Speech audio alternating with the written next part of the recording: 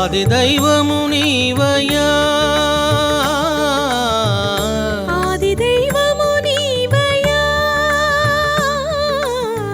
నామము రూపము గుణములు లేని, నామము రూపము గుణములు లేని ఆత్మజ్యోతివి నీవు శివా,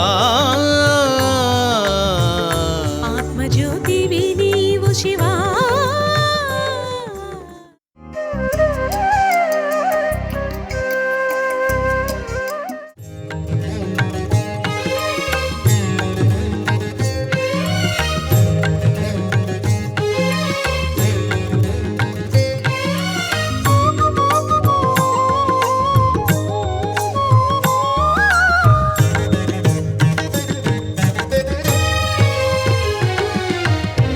మంగళదామా మహనీయుడా, మంగళదామా మహనీయుడా. జీవుల సద్గతికై నీవు అవతరించితివి, జీవుల సద్గతికై నీవు అవతరించితివి. మాయా మోహము తొలగించి మోక్షమునొసగే దేవా, మాయా మోహము తొలగించి మోక్షమునొసగే దేవా. దేవా శిరిడి దేవా. సానిదమణి నిదమగ సానిదమని నీదమగ ధని ధని సరి సరి రి మగరి స దని దని సరి సరి రి మగరి సా. సానిదమణి నిదమగ ధని ధని సరి సరి రి మగరి స.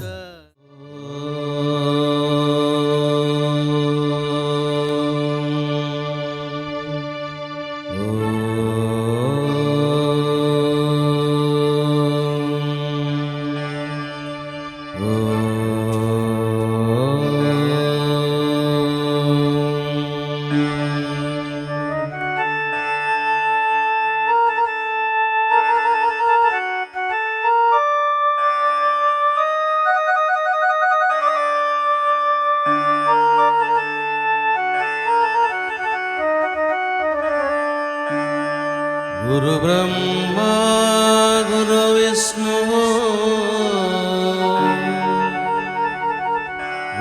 గురుదేవో మహేశ్వర, గురు సాక్షాత్ పరబ్రహ్మ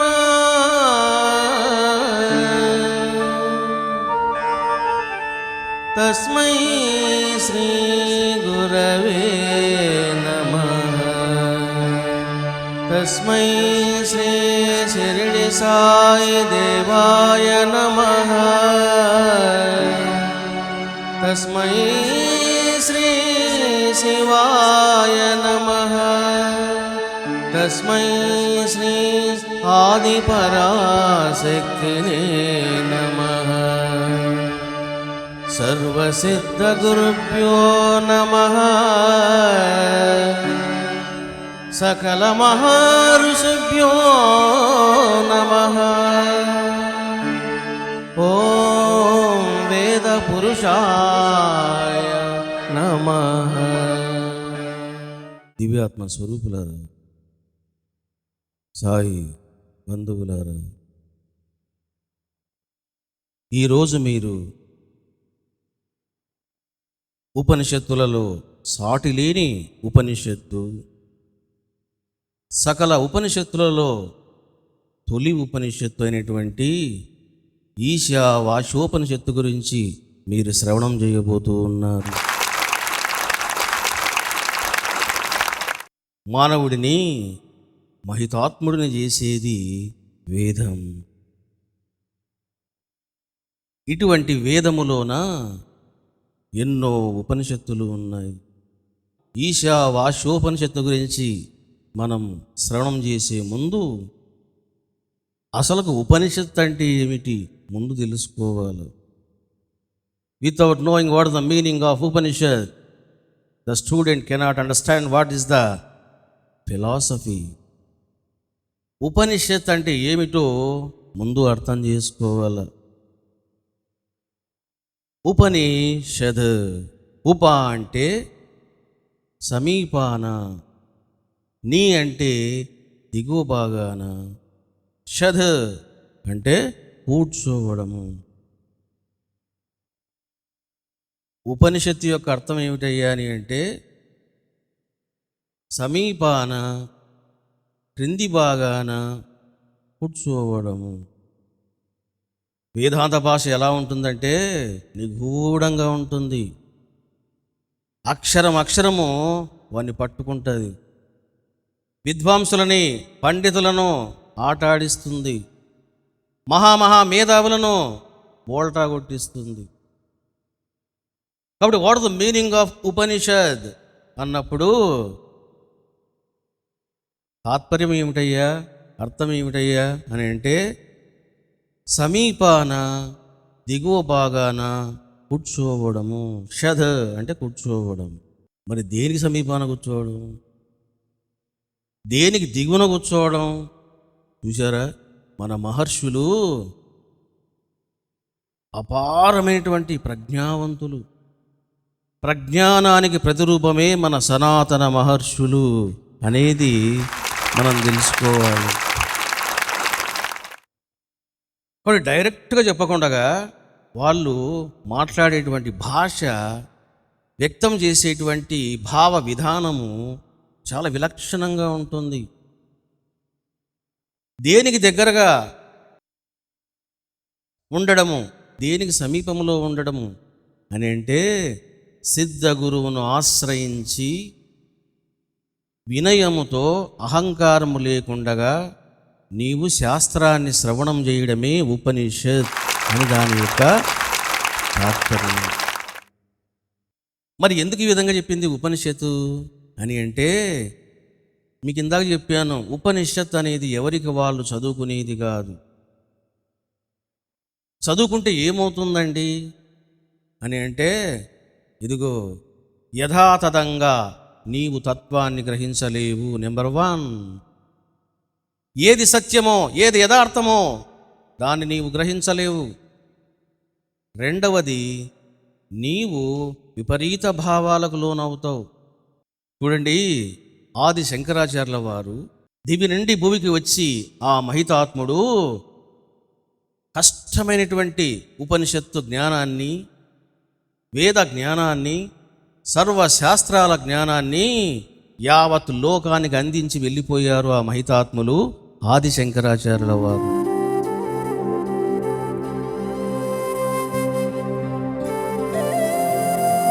ఆది శంకరాచార్య వాంగ్మయాన్ని అద్వైతము అని కూడా అంటారు. శంకరాచార్యులు వచ్చి 72 మతాలను కడిగి పాడేశాడు. ఆ మతాలన్నీ కూడా సర్వనాశనమైపోయినాయి. ఆ మహితాత్ముడు అద్వైతామృతాన్ని లోకానికి అందించి వెళ్ళిపోయాడు. శంకరాచార్యులు వచ్చిన తర్వాత ఆఫ్టర్ 300 years రామానుజాచార్యులు వచ్చాడు. ఏమన్నారు ఈయన? శంకరాచార్యుల అద్వైతాన్ని ఖండించడం జరిగింది. ఎందుకు ఖండించాడు అని అంటే విపరీత భావానికి లోనయ్యాడు. కాబట్టి బ్రహ్మం అంటే, దైవం అంటే నారాయణుడే, వైకుంఠ ప్రాప్తియే పరమపదము అనుకున్నారే కానీ నిరాకారమైనటువంటి, నిత్యమైనటువంటి, స్వయం జ్యోతి అయినటువంటి పరబ్రహ్మ పదార్థం అనేది ఒకటి ఉన్నది అని వాళ్ళు ఆ సత్యాన్ని గ్రహించలేకపోయారు. శంకరాచార్యుల వారు ముచ్చటగా 3 ముక్కల్లో చెప్పారు తత్వాన్ని. ఎటువంటి ప్రజ్ఞానవంతుడు అతడు! కాబట్టి తత్వం అంటే ఏమిటో 3 ముక్కల్లో చెప్పి ఆ మహితాత్ముడు వెళ్ళిపోయాడు. ఏమిటి ఆయన చెప్పినటువంటి 3 ముక్కలు? బ్రహ్మము సత్యం, this is the first statement. ఏదైతే కనబడుతూ ఉన్నదో ఇదంతా కూడా అసత్యం. అసత్యము అంటే సదా ఉండనటువంటిది. సత్యము అంటే సదా ఉండేటువంటిది. వాటి ముందు ఈ రెండు తెలుసుకోవాలా, సత్యము అసత్యము. సత్యం అంటే ఏమిటయ్యా అని అంటే ఇట్ ఆల్వేస్ ఎగ్జిస్ట్, అది ఎప్పుడు సదా ఉంటుంది. మనుషులు సదా ఉండరు, దేవతలు సదా ఉండరు, ఈ లోకాలు సదా ఉండవు, ఈ జగత్తంతా కూడా సదా ఉండదు, ప్రాణులు సదా ఉండవు, చివరికి బ్రహ్మ విష్ణు మహేశ్వరులు కూడా సదా ఉండరు, వాళ్ళ లోకాలు కూడా సదా ఉండవు. చూసారా? కాబట్టి షిరిడి సాయిబాబా, ముహమ్మద్ ప్రవక్త, జీసస్, బుద్ధుడు, నానక్, జైనుడు, మహావీరుడు వీళ్ళందరూ వచ్చారు, వెళ్ళిపోయారు. మరి సదా ఉండేటువంటి వాడు ఎవరు నిత్యమైన వాడు అని అంటే that is only exclusive in the సృష్టి, in the universe, that is బ్రహ్మం అన్నది సత్యం. ఫస్ట్ తెలుసుకోవాల సత్యమేమిటి, బ్రహ్మమే సత్యం. ఇక రెండో పాయింట్కి వచ్చాడు, జీవుడే దేవుడు. చూసారా? బ్యూటిఫుల్. ఇది రెండవ స్టేట్మెంట్ ఇచ్చాడు, మీరు గొడవపడవలసిన అవసరం లేదు, నేను చెప్పినటువంటి 3 ముక్కలలో సర్వ వేదాంత శాస్త్రాన్ని రంగరించి మీకు అందిస్తూ ఉన్నాను. ఎవడైనా సరే ఆ యొక్క సిద్ధాంతాన్ని అతిక్రమించలేరు, ఖండించలేరు. ఎవరైనా అతిక్రమించినా ఖండించినా వాళ్ళు దారి తప్పారు, విపరీత భావాలకు లోనైనారు అన్నారు ఆది శంకరాచార్యుల వారు. కాబట్టి జీవుడే దేవుడు. చూసారా? తత్వమసి, శాస్త్రం ఏం చెప్తుంది? ఉపనిషత్తు తత్ త్వము అసి, ఆ బ్రహ్మము నీవై ఉన్నావు. వేదములోన 4 మహావాక్యాలు ఉన్నాయి. వేదాన్ని బాగా అధ్యయనం చేసేటప్పుడు ఇక ఆ విద్యార్థి బాగా ఎదిగినప్పుడు అతనికి 4 వాక్యాలను ఉపదేశం చేస్తారు గురువులు. వాటిని మహావాక్యాలు అని అంటారు. మొట్టమొదటిది ఏమిటి? ప్రజ్ఞానం బ్రహ్మ. అది వాట్ ఇస్ ద బ్రహ్మం? బ్రహ్మం ఈజ్ నథింగ్ బట్ ప్రజ్ఞానం. ఇక్కడ ప్రజ్ఞానం అని అంటే బుద్ధి కౌశల్యం కాదు. ప్రజ్ఞానం బ్రహ్మ. తత్వమసి. చూసారా? తత్ ఆ బ్రహ్మము, త్వము నీవు, అసి అయి ఉన్నావు. అయమాత్మ బ్రహ్మ. చూసారా? ఈ బ్రహ్మమే నేను, ఈ బ్రహ్మమే నేను అని చెప్పడం జరిగింది.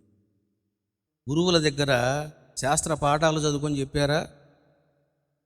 తాను స్వయంగా అనుభూతి చెందాడు. జీవుడంటే ఏమిటో, ఈశ్వరుడంటే ఏమిటో, పరమేశ్వరుడంటే ఏమిటో తాను అనుభూతి పొందాడు. తాను పొందినటువంటి అనుభూతిని అపరోక్షానుభూతి అన్నటువంటి అద్భుతమైనటువంటి గ్రంథాన్ని రచించాడు ఆది శంకరాచార్యుల వారు.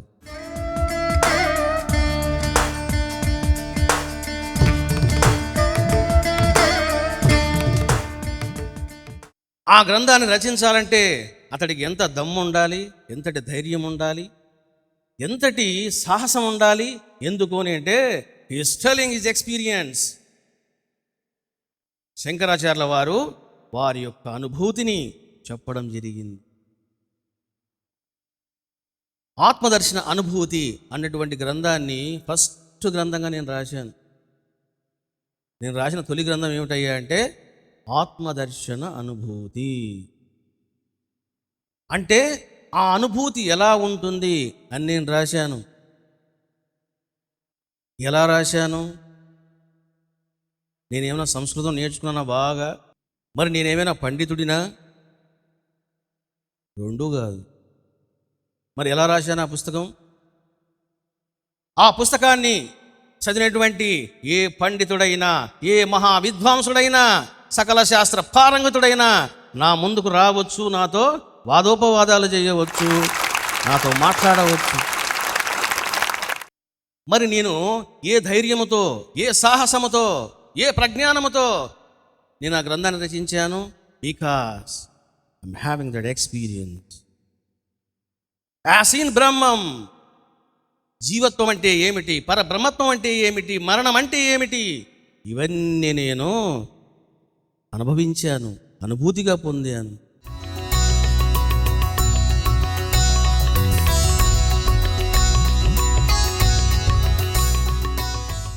ఏదైనా అనుభవించి మాట్లాడాలి, అనుభూతి చెంది మాట్లాడాలి.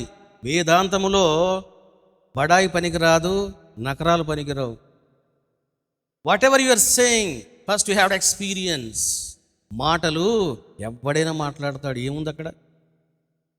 4 గ్రంథాలు చదివితే ఎవడైనా ఉపన్యాసం చెప్పొచ్చు. అదేమైనా పెద్ద ఘనతన? ఒక నెల రోజులు కూర్చుంటే పద్యాలన్నీ నేర్చుకోవచ్చు, శ్లోకాలన్నీ నేర్చుకోవచ్చు, గడగడ గడగడ చెప్పొచ్చు. దానివల్ల ఏమొచ్చింది నీకు? పాండిత్యం వచ్చింది. కోకిల కూడా పలుకుతుంది రామ రామ రామ అని. లాభం ఏముంది? దానికి రాముడు అంటే ఎవరో తెలియదు. కేవలము బ్రహ్మము బ్రహ్మము అని నీవు మాట్లాడినంత మాత్రాన, గ్రంథాలు రాసినంత మాత్రాన, వ్యాఖ్యానాలు చేసినంత మాత్రాన నో యూస్. ఆ ప్రయోజనము స్వల్పంగా ఉంటుంది.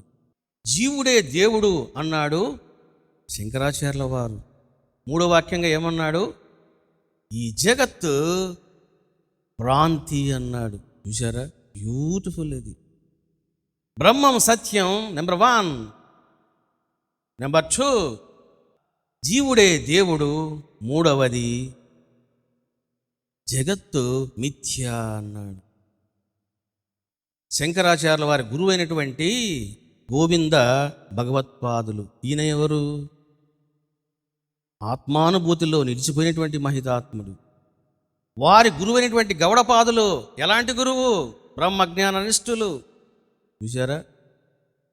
కాబట్టి బ్రహ్మజ్ఞాన నిష్ఠులైనటువంటి గౌడపాదులు, గోవిందపాదులు, ఇటువంటి మహాజ్ఞాన సంపన్నుల నుండి వచ్చినటువంటి వాడు ఆదిశంకరాచార్యుల వారు.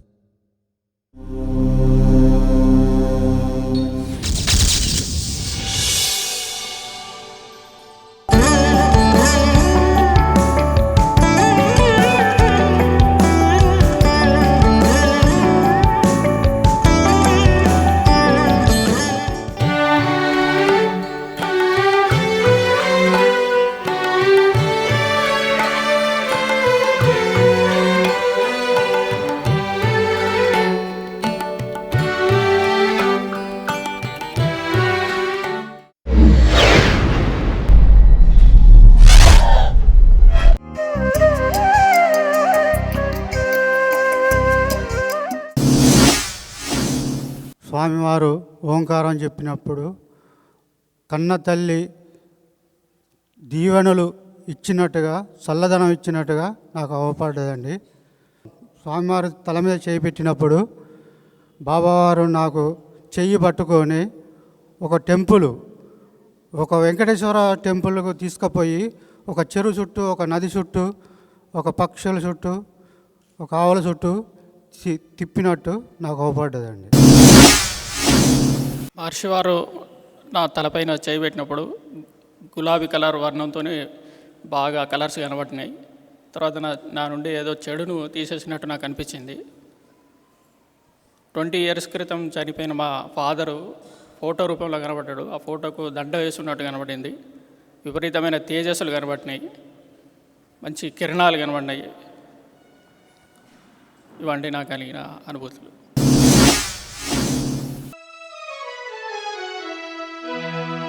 ధ్యానము చేయర జీవా, ధ్యానము చేయర జీవా, సుఖమును పొందర జీవా, సుఖమును పొందర జీవా, ధ్యానము చేయర జీవా, ధ్యానము చేయర జీవా, సుఖమును పొందర జీవా, సుఖమును పొందర జీవా, నిర్గుణుడు నిరాకారుడు, నిర్గుణుడు నిరాకారుడు, సదానందుడు ఆత్మదేవుడు, సదానందుడు ఆత్మదేవుడు, నిర్గుణుడు నిరాకారుడు సదానందుడు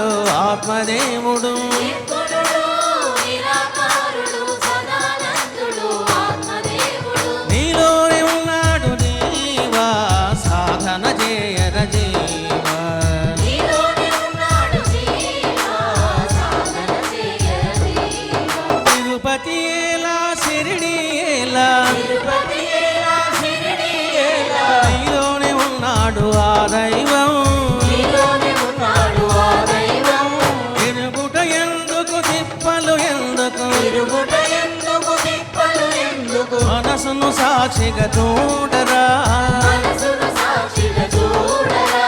మనసును స్థిరముగా నిలుపుమురా, నీవేరా దైవం, ఆ మనసును స్థిరముగా నిలుపుమురా, నీవేరా దైవం, మనసును స్థిరముగా నిలుపుమురా, నీవేరా దైవం. నీలోనే ఉన్నాడు జీవా, ధ్యానము చేయర జీవా, నీలోనే ఉన్నాడు జీవా, ధ్యానము చేయర జీవా.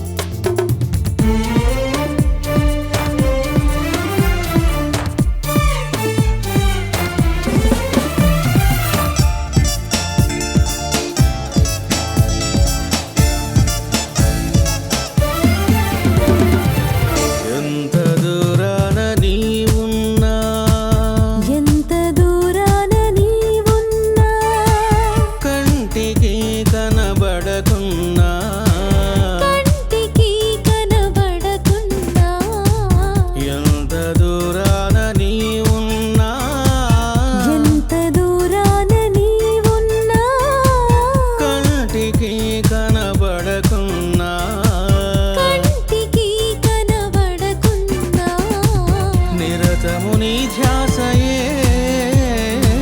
నిరతము నీ ధ్యాసయే, ఓ సాయి దేవా, ఓ సాయి దేవా,